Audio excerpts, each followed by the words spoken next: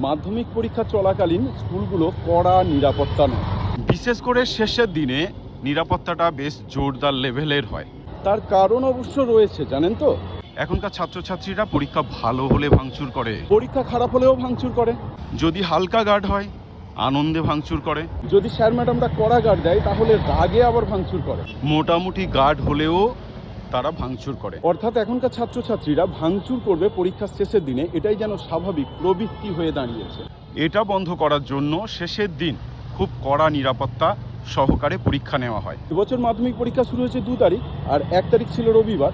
সুতরাং তার আগের দিন পুরো স্কুলে জিপিএস ক্যামেরা দিয়ে ভিডিও রেকর্ডিং করে রাখতে হয়েছে। প্রতিটা ঘর, প্রতিটা বারান্দা, প্রত্যেকটা জায়গা জিপিএস ক্যামেরা দিয়ে ভিডিও রেকর্ডিং করা হয়েছে, যে অবস্থাটা কী রকম আছে সেটা দেখার জন্য। এবার ধরুন আপনার ছেলে কোনো জিনিস ভাঙচুর করেছে স্কুলে।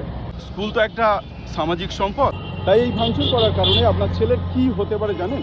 ওর রেজাল্ট আটকে দেওয়া হতে পারে, ওই স্কুলের প্রধান শিক্ষক মহাশয়কে ডাকা হতে পারে। স্কুলের যে সমস্ত সম্পত্তি নষ্ট হয়েছে পুরো তার ক্ষতিপূরণ দিতে হতে পারে, বা পুরো স্কুলের রেজাল্ট মানে ওর একার জন্য আটকে দেওয়া হতে পারে।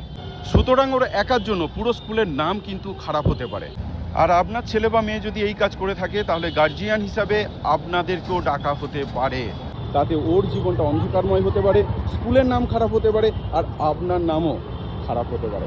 যেমন আমাদের ললিতমোহন স্কুলে প্রত্যেকটা ঘরে, এমনকি বারান্দায়, সিঁড়িতে সিসি ক্যামেরা লাগানো আছে।